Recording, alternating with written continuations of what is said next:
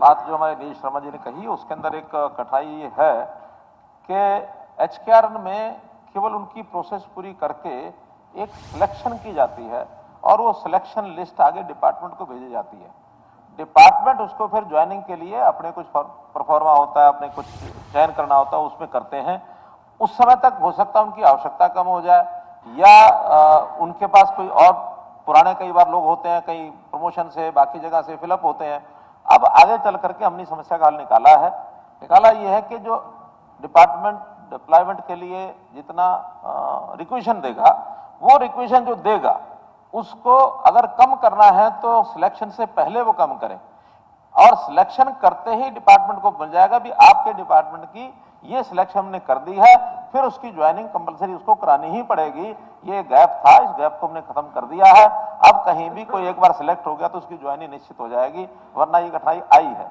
मैंने मान लिया ना कठिनाई आई है, ये मैंने बताया। आप दोबारा से उनको डालेंगे, सिलेक्ट कराएंगे, उसमें क्या दोबारा से मैंने इनकी बात स्वीकार कर ली है, उसमें क्या। हाँ जी, इसी मुख्यमंत्री जी जो ये एचकेआरएन की भर्तियां हैं ये लगभग 15,000 की, कहने का मतलब छोटी है ये बहुत। और आप एचकेआरएन का आदमी कोई हिसार का यमुनानगर लगा दिया, कोई वहाँ आप नू लगा दिया। आप उनको हिदायत दो भाई ये छोटी नौकरी है, किसी की बीबी लड़की लगा दी कहीं बहुत दूर, तो उनको हिदायत दो भी घर के पास लगाओ। ये कैसे गुजारा करेंगे? 15,000 में कमरा लेंगे, क्या करेंगे? और बल्कि हर नौकरी में आप ये कहो कि भाई पहले तुम नू करते हो, फिर पैसा देला कूट के फिर कहते हो तुम भाई अब तुम्हारी नजदीक आ जाएगी। ऐसा खूब चल रहा है इस वक्त, तो इसको रोको आप। देखिए, इसमें भी ये विषय तब ध्यान में आया कि जिसको ऑफर किया गया उसने स्वीकार कर लिया। वो आदमी था मानो सिरसा का और उसने नौकरी ज्वाइन कर ली। पंचकुला में मुझे नौकरी मिल रही है। पहले दिन वो अपने ऑप्शन से अपने आप करता है, किसी को अपॉइंटमेंट करके जबरदस्ती नहीं भेजते, बताते हैं इस स्टेशन पर खाली है, जाना है क्या, तो जाने के लिए तैयार हो जाता है। और वो भी जाता है इसलिए कि आखिर में फिर किसी का पल्लू पकड़ूंगा, मैं बड़ा करा लूंगा। अब कठिनाई क्या आती है कि जो जहां पोस्टें जाना चाहता है वहां पोस्टें है नहीं, इसलिए वहां पोस्ट खाली हो तभी उसको भेजा जा सकता है। अब हमने ऐसा नियम ये बनाया है कि हम जितनी भी एचकेआरएन की नौकरी करेंगे पहले तो सेम ब्लॉक में करेंगे। जिस ब्लॉक का रहने वाला है उस ब्लॉक की नौकरी होगी, वहां करेंगे। उसके नंबर अलग से देंगे, उसको 10 नंबर, फिर उसको 5 नंबर देंगे एडज्वाइनिंग ब्लॉक के। एडज्वाइनिंग ब्लॉक में अगर उसको मिल जाती है नौकरी तो उसको 5 नंबर लेके वो कर सकता है। इसके बाद सेम डिस्ट्रिक्ट में अगर नौकरी कोई है तो विदाउट गिविंग 5 मार्क्स नॉर्मल तरीके से वहां देंगे और जिले से बाहर एचकेआरएन में नौकरी नहीं देंगे ही नहीं। आखिर आज नौकरी लेके कल फिर वो सवार हो जाता है कि ट्रांसफर करो जी। ट्रांसफर का स्कोप होता नहीं है, क्योंकि ट्रांसफर में सबसे पहला अधिकार होता है जो पहले से एम्प्लॉय परमानेंट जॉब पर है। ये कोर्ट ने भी निर्णय दे दिया है कि जब भी कभी आप ट्रांसफर करेंगे सबसे पहला अवसर जो सबसे पुराना, जो हमारी ट्रांसफर पॉलिसी भी ऐसी है कि जो सीनियर है उसका अधिकार पहले है ट्रांसफर में, तो पहले वो सीनियर जाएगा। फिर अब टीचर्स में हमने जेबीटी का इंटर डिस्ट्रिक्ट ट्रांसफर कभी नहीं कर पाए थे, कांग्रेस के समय से भी सेम डिस्ट्रिक्ट में है, डिस्ट्रिक्ट कैडर है। 2004 वाले भी वही हैं, 8 वाले भी वही हैं, 11 वाले भी वही हैं, 17 वाले भी वही हैं। अब हमने पॉलिसी बना दी, कोर्ट ने निर्णय दे दिया कि सबसे पहले 2004 के ट्रांसफर करो, फिर 2008 वालों के करो, फिर 2011 के करो, फिर 2017 के करो, फिर गेस्ट टीचर्स के करो और फिर एचकेआरएन वाले करो। तो ये बहुत एक कॉम्प्लिकेटेड विषय है, उसको सरकार को नियमों के हिसाब से चलना पड़ता है। आगे हमने एचकेआरएन जो है डिस्ट्रिक्ट से बाहर लेने बंद कर दिए। तो इस प्रकार से ये जो सारे विषय हैं वो आपके सामने मैंने रखे हैं। एक बहुत चिंताजनक बात हमारे काद्यान साहब ने अपने विषय में निकाली, अब कहां से लेके आए हैं मालूम नहीं। नंदलाल शर्मा के बारे में कहा कि उनको 2 नियुक्तियां दे दी।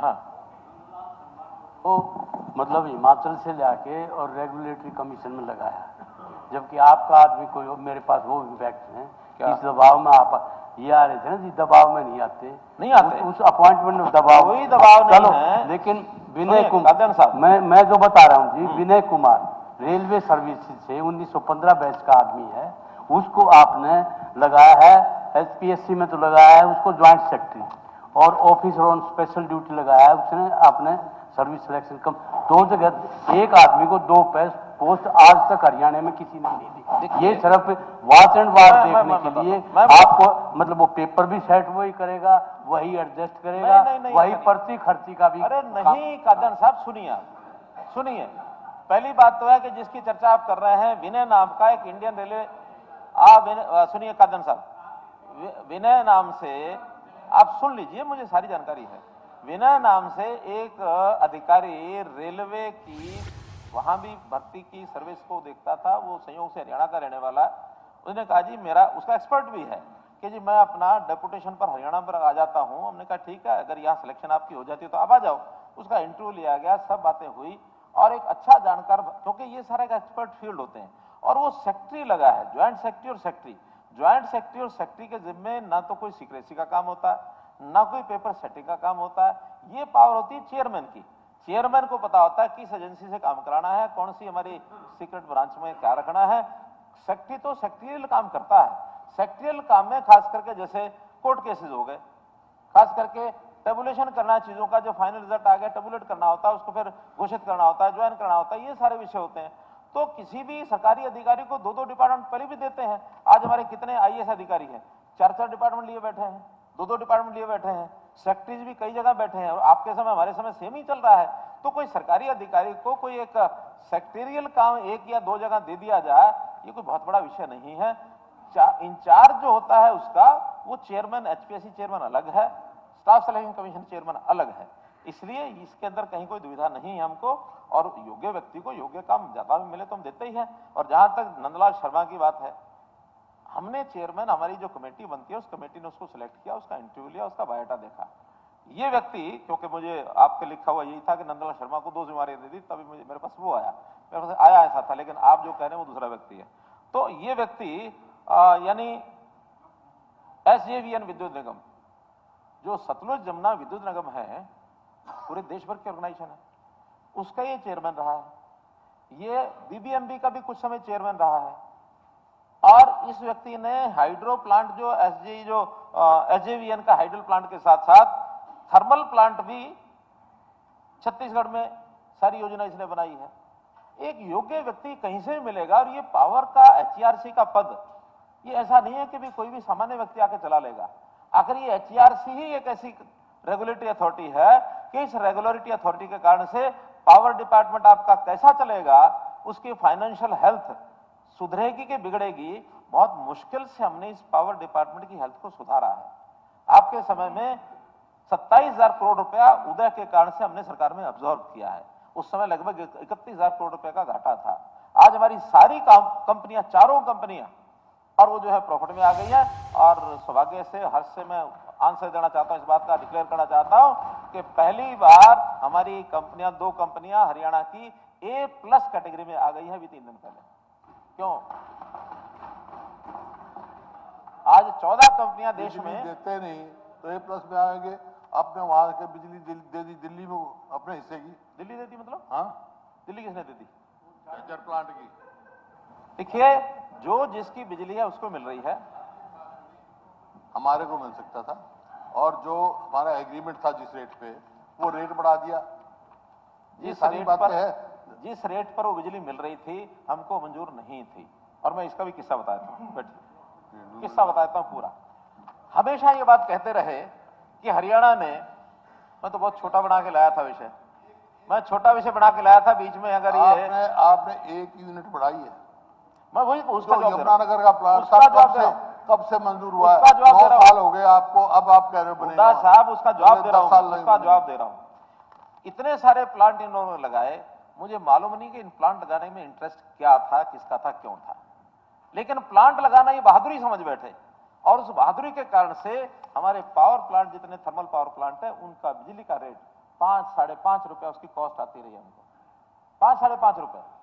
आज हमने इसलिए नहीं लगाया कि हमको जो बिजली 2.5 रुपए 3 रुपए मिलती है, एक कमोडिटी है, एक कमर्शियल कमोडिटी हमने सारे 10 साल में बाहर से खूब खरीदी है।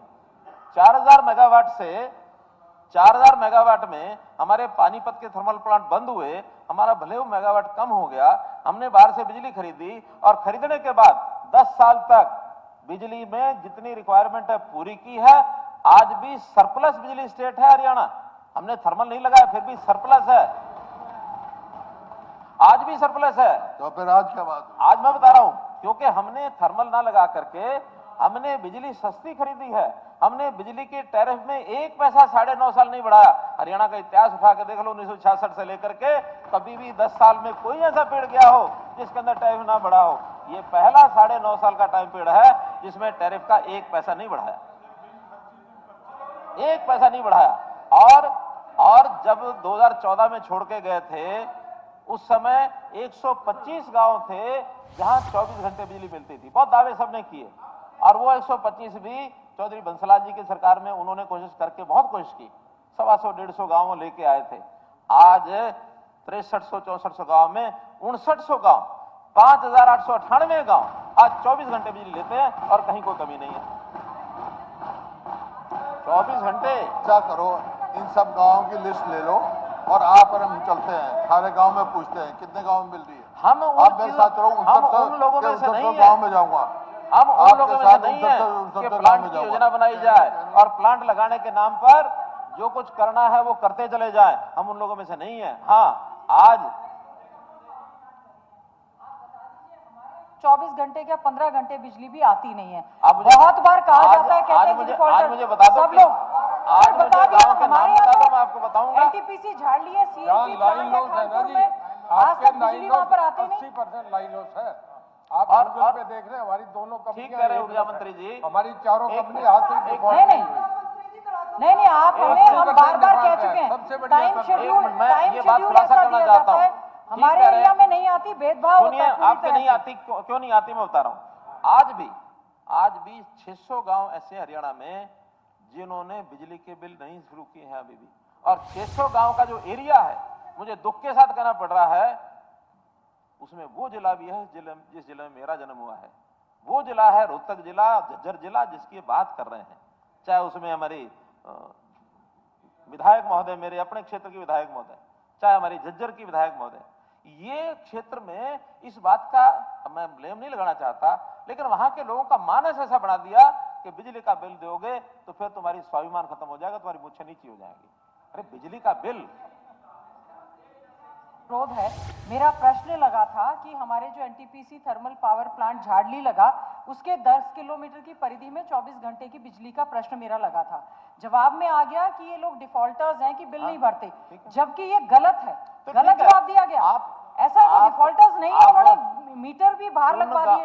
आपने मेरा गांव मेरा जगमग योजना जो शुरू करवाई, मीटर के, मैं पावर डिपार्टमेंट को कहता हूं 10 किलोमीटर के अंदर के सारे गांव, एक गांव का एक व्यक्ति का हिसाब आपको दे देंगे हम कि इसमें इतने परिवार हैं, इतने कनेक्शन हमारे यहाँ पर झज्जर में 24 घंटे बिजली, कितना 24 घंटे बिजली किसी भी गांव में नहीं आती। मैं कहता हूँ आप गांव के नाम दो। पहले तो मैं इस थर्मल प्लांट के 10 किलोमीटर के अंदर के गांव, इसका डाटा मैं दूंगा। इसके अलावा बाकी गांव आप जो बताएंगे जहां 24 घंटे नहीं है, उसका एक परिवार का डाटा मैं दूंगा। आप मुझे गांव का नाम दे दीजिए, इतना आप करिए। गांव का नाम आपको देना पड़ेगा।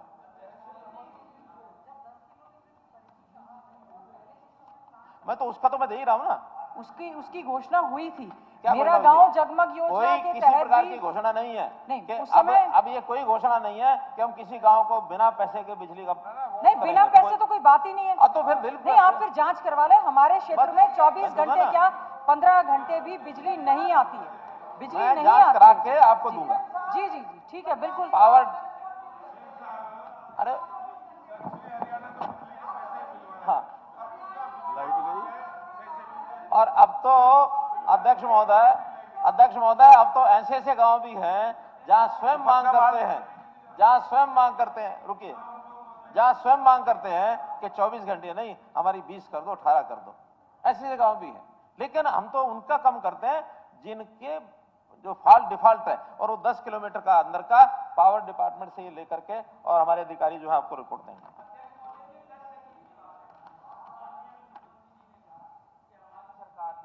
3 रुपए से ज्यादा महंगी बिजली नहीं खरीदी, अच्छी बात है, पावर सस्ती आनी चाहिए।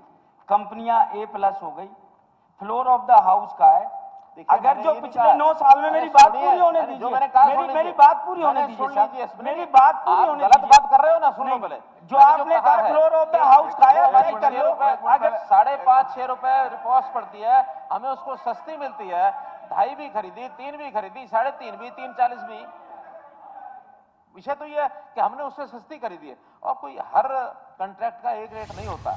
2.5 भी है, 3 भी है, 3.40 भी, 3.70 भी है। उठा साहब बैठे हैं, हर एक कॉन्ट्रैक्ट का एक अपना एक एमओयू होता है, एक उसके साथ कॉन्ट्रैक्ट होता है। लेकिन वो जो हमारी अपनी कॉस्ट है, थर्मल की कॉस्ट है, उससे कहीं सस्ती हमको बाहर से आज मिलती है। नहीं, 16 रुपया सुनिए, अब 16 रुपये नहीं। ऐसा होता है कि जो थर्मल और ये जो हमारी थर्मल नहीं, हाइड्रो और सोलर, ये रियल टाइम रेट ये सारे देश में चलता है, और उसके अंदर जो फ्लक्चुएशन होती है, वो फ्लक्चुएशन कुछ पीक आवर्स होते हैं, पीक मंथ होते हैं। पीक मंथ में जहाँ ज्यादा जरूरत होती है, सारे देश को जरूरत होती है, वहां ये महंगी हो जाती है एज पर द डिमांड। और वहां पहले 16 रुपए भी कुछ महीने गई है, और वो कभी 15 दिन के लिए गई, 10 दिन के लिए गई, लेकिन बाकी साल भर अगर उसको हम 3 रुपए 2.5 रुपए खरीदेंगे तो 16 रुपए कोई सारा साल नहीं खरीदते हैं। आवश्यकता पड़ने पर बिजली देनी है तो हो सकता है उस समय हमको किसी भाव लेनी पड़े। और उसके बाद भी सीआरसी ने एक नियम बना दिया कि अब कुछ भी स्केर्सिटी हो, कितनी भी, कोई भी कंपनी 12 रुपए से ज्यादा रेट नहीं लेगी। आज भी मैक्सिमम कैप 12 रुपए का है। हाँ, 12 रुपए में भी मारामारी मचती है, किसको मिल जाए किसको ना मिले। और उसके कारण से मैं अगली बात भी बता देता हूं। अब उसके कारण से केंद्र सरकार ने एक नोटिफाई किया, नोटिस दिया है कि बिजली का प्रबंध एकदम थर्मल को ना छोड़े, क्योंकि सोलर और हाइड्रो इसकी एक लिमिटेशन है, आवश्यकता बढ़ रही है। तो कहीं ना कहीं जहां आपके थर्मल अब कम हो रहे हैं, आउटडेटेड प्लांट हो गए हैं, उनको थोड़ा बढ़ाना शुरू करिए। और उसके फलस्वरूप अब हमने 800 मेगावाट यमुनानगर में उसका टेंडर हो चुका है, बहुत जल्दी उसका शिलान्यास होकर के चालू हो जाएगा। इसी प्रकार एक उड़ीसा में कंपनी, उसका हमने 800 मेगावाट का कॉन्ट्रैक्ट कर लिया है। 1600 मेगावाट अभी इस 15 दिन में ही हमने प्रबंध किया है। तो इसलिए हम सब चीजों में ओपन है, लेकिन स्टेट का interest, this the utmost I mean interest for us. मैं और एक दो बातें करके, आप घड़ी को देख रहे हैं, घड़ी बंद हो गई, अभी घड़ी बंद हो गई, अभी हैं 2-3 मिनट और जी। चलिए, मैं तो वो जो बातें जो काद्यान साहब ने बड़ी गंभीर बातें लगाई थी, मैं उसको छोड़ करके एक ही बात कहता हूं। कुछ बातें ऐसी होती हैं जो रिकॉर्ड पर तब लानी चाहिए जब उसके अंदर कोई तथ्य हो। इन्होंने कहा कि एक सीडी और एक उसका वो जो चैट, उस सीडी और चैट की बात। पहली बात तो कि पिछली बार हुड्डा साहब ने कागज निकाला था अपनी जेब से, हमने कहा ये आप ऑफ पटल पर रख दीजिए। इन्होंने पटल पर नहीं रखा। मैं उससे आगे नहीं बढ़ना चाह रहा था क्योंकि सम्मानित सदस्य हैं, वरना तो ये तथ्य जो बोलते हैं वो तथ्य देने हो, मतलब मांगे जाएं तो देने चाहिए। आज मैं कादन साहब को कहता हूं कि ऐसी कोई सीडी की बात फिर आरोप भी नहीं लगा सकते। और अगर तथ्यहीन आरोप लगाए जाएंगे, आप आरोप कितने लगा रहे हैं? अध्यक्ष महोदय, यदि तथ्यहीन आरोप सदन के पटल पर लगाए जाएंगे और उसका प्रमाण नहीं दिया जाएगा, आप भी जानते हैं अगर तथ्यहीन आरोप है, उनमें तथ्य नहीं है, तो अगर तथ्य नहीं है वैसे आरोप लगाया वो सदन की अवमानना है। Become a privilege motion against the member. नहीं, अगर तथ्य के आधार पर आरोप नहीं है तो अवमानना है सदन की। और आज मैं मूव करता हूं। मैंने कहा भाई ये है चैट की असलियत बता दें, ये गलत है। नहीं, ये बता नहीं, दें क्यों गलत कहेंगे? है। आप उसको एक्सेप्ट नहीं कर रहे हैं, आप गलत सदन के क्यों टेबल कहेंगे? पर रख ही नहीं रहे। रखिए तो फिर उसका मैं जवाब क्यों दिया रखूं? जाएगा। क्यों रखूं मैं? अध्यक्ष आप महोदय, अगर बोल रहे हैं, अध्यक्ष महोदय, मैं क्यों रखूं? मैंने अध्यक्ष एक महोदय, तथ्य रखा। मैं अभी ये बता दें गलत है सही है। मैं अभी एक मोशन मूव करना चाहता हूं। या तो कल तक आदरणीय कादयान जी अपनी कही बात के हिसाब से सीडी और चैट उसकी हमको कॉपी उपलब्ध कराएं, और कल तक नहीं कराएं तो मैं मूव करता हूं कि कादयान साहब के अगेंस्ट प्रिविलेज मोशन लाया जाए। ऐसा स्पीकर साहब, मैंने ये कहा था कि जहां 3 करोड़ रुपए मिले थे उसको भी इनकार कर दो, 3 करोड़ रुपए नहीं मिले थे। 3 करोड़ रुपए जिस बिजली सेक्टर के पास मिले थे उसमें एक सीडी थी, वो इन्होंने माना कि सीडी थी। ये उन्होंने माना कि अगर कोई, मैं गीता पर हाथ धर के इसी अपने संविधान की शपथ को भूलकर गीता की प्रोटेक्शन इन्होंने ली थी अपने राजनीतिक धर्म निभाने के लिए। गीता की यानी अपनी संविधान की सपोर्ट जो सदन का समय नहीं, मेरी बात सुनो। एक मिनट, इन्होंने सदन का बात समय कही है, 15 मिनट के लिए बात और बढ़ाया कही है। जाता है। हाँ, बात टाइम बात तो पूरी बोलने करता का हूं वो मैं। रिकॉर्ड नहीं, नहीं नहीं, होगा। बात पूरी करता हूं। सदन का समय 15 मिनट के लिए और बढ़ाया जाता है। कादयान साहब मैं बात पूरी करता हूं। जिस बात की आप चर्चा कर रहे हैं, मैंने ये कहा था कि मैं तुरंत एक्शन लूंगा कि कोई भी इस प्रकार का जब सत्य पाया जाएगा मैं एक्शन लूंगा। ये मैंने गीता की कसम खाई थी। सुनो, अरे सुन तो लो, अरे सुन लो ना। अरे सीडी का विषय नहीं है, सीडी का विषय मेरे पास कोई सीडी नहीं है, मेरे पास कोई सीडी नहीं है। आप सुनिए, अरे मैं बता रहा हूं ना, आपने सीडी देनी है और अप्रैली मशीन के खिलाफ लाना है तो आप दे दो ना सीडी जो है को दे दो। और पिछले सदन में जहां बात तक- कही थी, जहां सीडी है तक- तो दे दो। मैंने पिछले सदन में ये बात कही थी कि 3 करोड़ के साथ एक सीडी मिली है। नहीं, कोई और सीडी वो नहीं, आप इनके लोगों ने पास कही है। थी। आपको वो अगर कहना जानकारी बात है कि उसका या तो जो उसका चैट कोई है, तथ्य नहीं, हो कि चैट सीडी है, मिली वहां है, लेके आओ। आपके पास कोई जानकारी है नहीं, क्या? उस सीडी में 2 अफसरों की चैट है, उसमें किसके नंबर घटाने हैं, किसके नंबर बढ़ाने मैं तो कह रहा हूं, हैं। आप ये उपलब्ध खर्ची कराओ। पर्ची का फिर मामला आप है। टेबल उपलब्ध करिए कराइए। ना। आप खर्ची पर्ची पर इतनी बड़ी ऐड देते हैं, मैं देता हूं, आप आप भी देते कादियान हैं। साहब, और ये विषय कादियान ये साहब, विषय आप उन्होंने आपने कहा था कि ऐसे हाँ, नहीं मेरे पास है। ये कॉपी है। सीडी या तो टेबल करिए। हाँ। टेबल हाँ, तो इन सीडी- मानना था ना सीडी है। हाँ जी, नहीं माना, मैं तो कह रहा हूं, इन्होंने निकाल के मानना दे दीजिए। 3 करोड़ रुपए कहाँ हैं? अरे नहीं, सुनो, देखिए 3 3 करोड़ रुपए हैं। मैं कह रहा हूं कि जहाँ 3 करोड़ रुपए हैं वहीं पे सीडी रखी हुई है। कादयान साहब, पता कादयान साहब मेरी बात सुनिए। कादयान साहब, जब मैं ये कह रहा हूं कि जो अधिकारी जिसकी आप बात करते हैं संविधान के अनुच्छेद 311 के तहत अनिल नागर एक्सीएस अधिकारी को, जिस अधिकारी के ये साहब पैसे पकड़े गए थे, उनको बर्खास्त कर दिया गया है। और मैं निश्चित रूप से कह सकता हूं जो पैसे मिले होंगे वो भी कस्टडी में जहां रखे होंगे। लेकिन नहीं, सीडी की बात नहीं, उन्हीं के पास उन पैसे कोई सीडी नहीं है। सीडी की बात, अरे मैं कह रहा हूं ना, उन्होंने जो मुझे बताया 1 करोड़ रुपया मिला।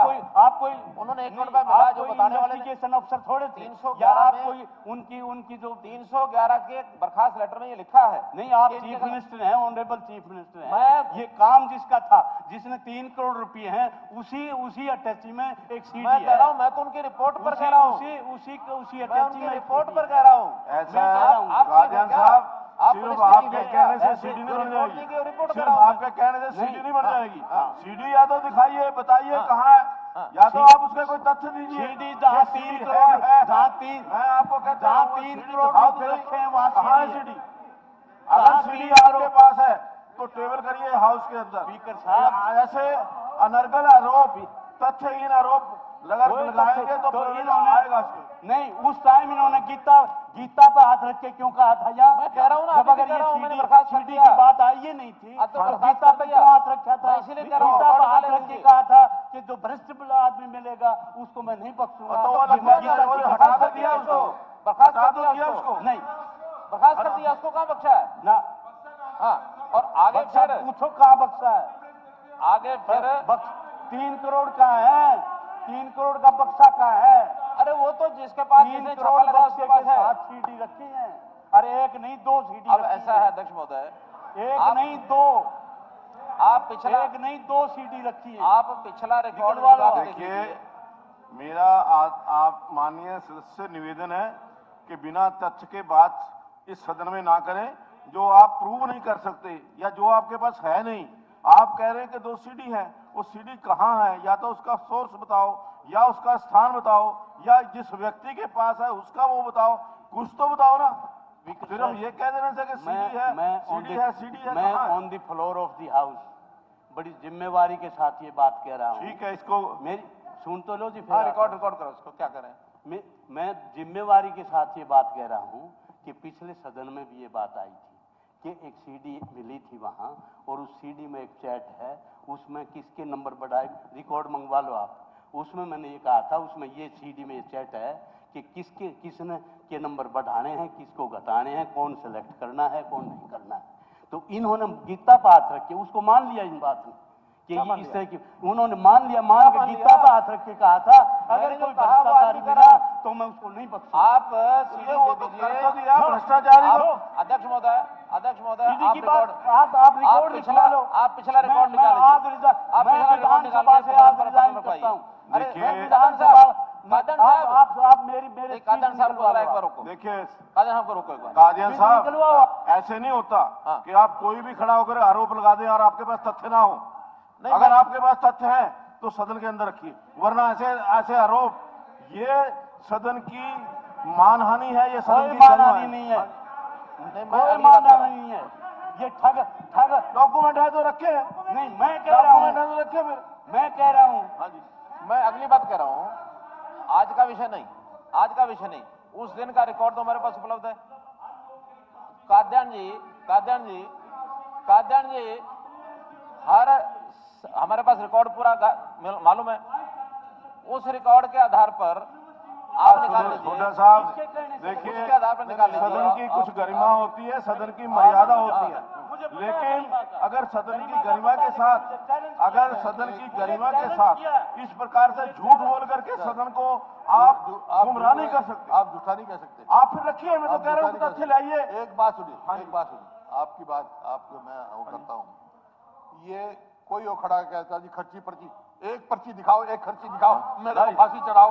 बोला इनसे क्यों नहीं जवाब मांगते आप? नहीं, देखिए, इनसे सबूत क्यों नहीं मांगते नहीं, आप? हमारे से सबूत मांग रहे, इनसे सबूत क्यों नहीं मांगते? इनसे सबूत मांगो, ये सबूत मांगो इनसे। अब इतनी देर से कह रहे एक पर्ची बैठ जा तुम, वाई स्टैंडिंग।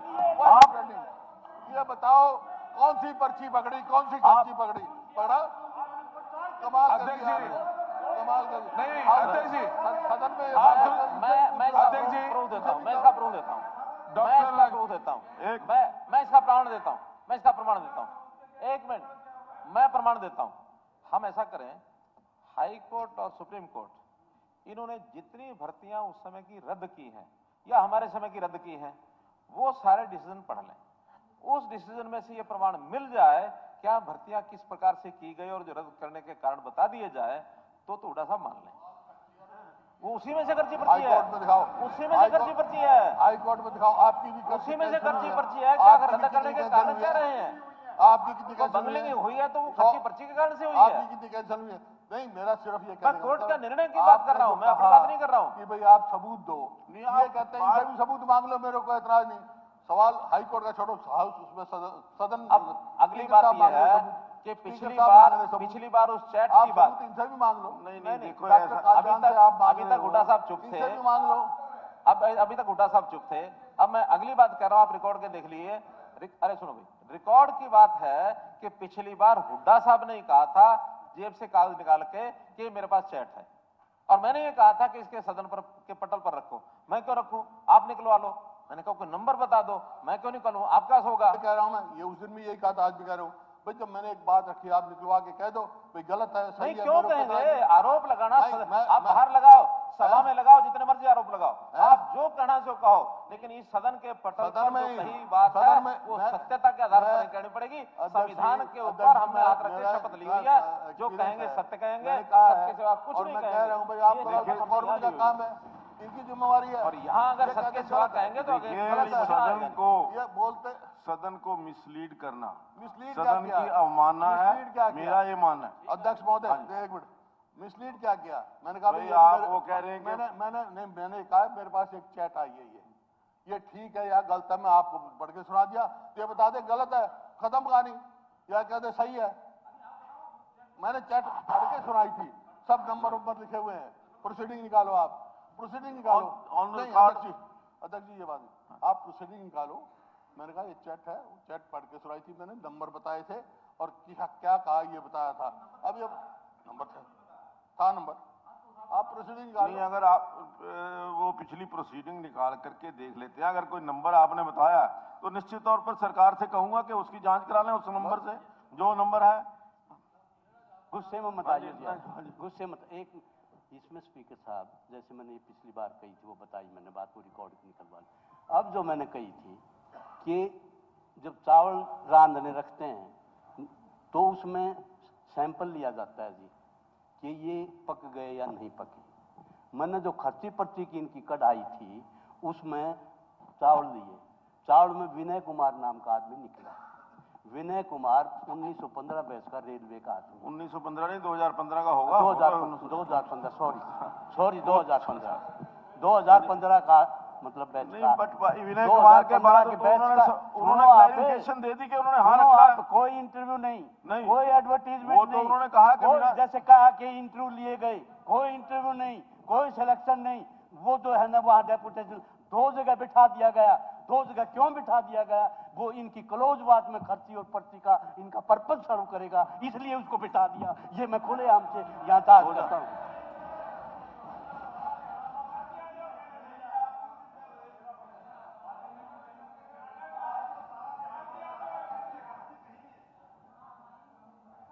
चलिए अध्यक्ष महोदय, अध्यक्ष महोदय, हाँ ले आना, ले आना।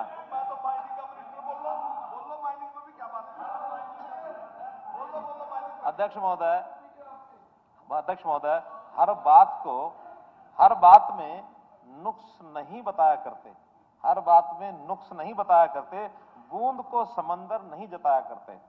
उड़ना कब आता है, पतंग उड़ाने वालों को शेर को खरगोश आंख नहीं दिखाया करते। वफा याद नहीं, हमें जफा याद नहीं। 2 ही तराने हैं, एक आपको याद नहीं, एक हमें याद नहीं। क्या बात है।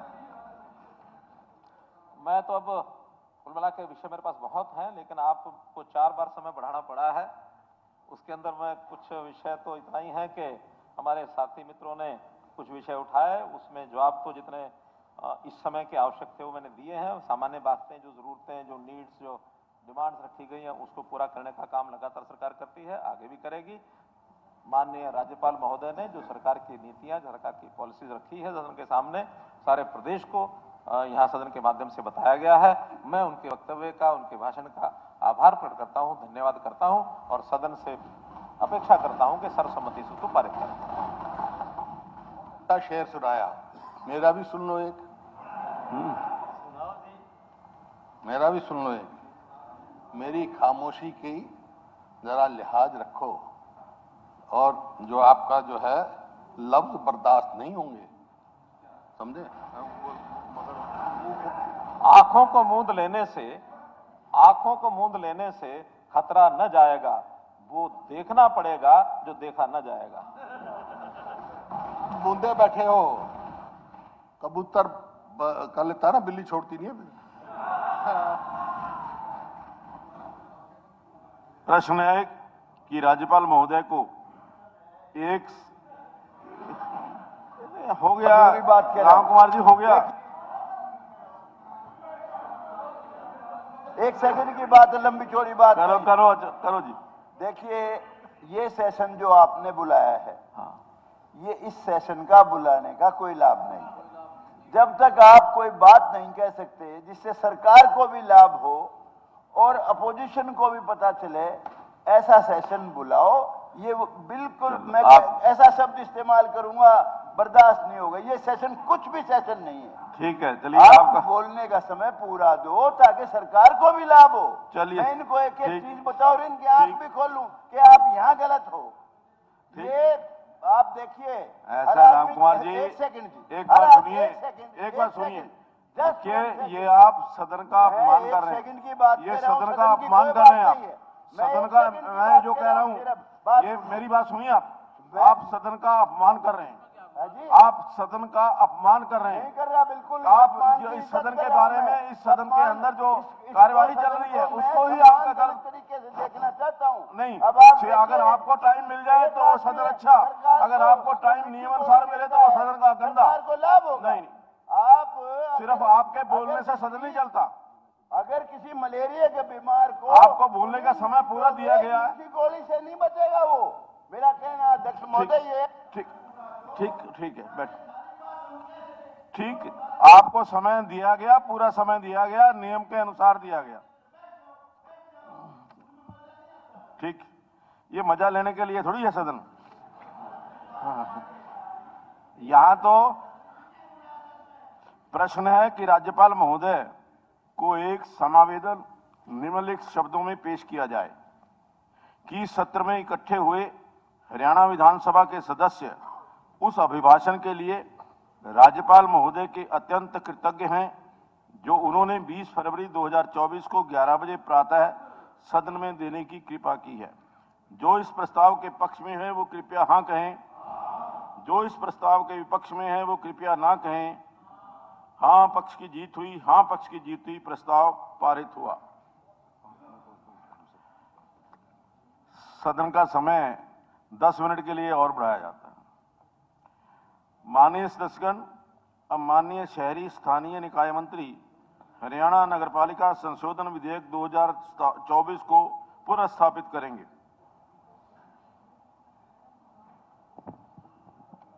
अध्यक्ष महोदय, मैं आपकी अनुमति से हरियाणा नगर पालिका संशोधन विधेयक 2024 को पुनर्स्थापित करता हूं। हरियाणा नगरपालिका संशोधन विधेयक 2024 पुनर्स्थापित हुआ। माननीय सदस्यगण, अब माननीय श्रम राज्य मंत्री औद्योगिक विकास संशोधन तथा विविध उपबंध हरियाणा संशोधन निरसन विधेयक 2024 को पुनर्स्थापित करेंगे। अध्यक्ष महोदय, मैं आपकी अनुमति से औद्योगिक विवाद संशोधन तथा विविध उपबंध हरियाणा संशोधन निरसन विधेयक 2024 को पुनर्स्थापित करता हूं। औद्योगिक विवाद संशोधन तथा विविध उपबंध हरियाणा संशोधन निरसन विधेयक 2024 पुनर्स्थापित हुआ। माननीय सदस्यगण, अब सदन कल दिनांक 22 फरवरी 2024 प्रातः 11 बजे तक के लिए स्थगित किया जाता है।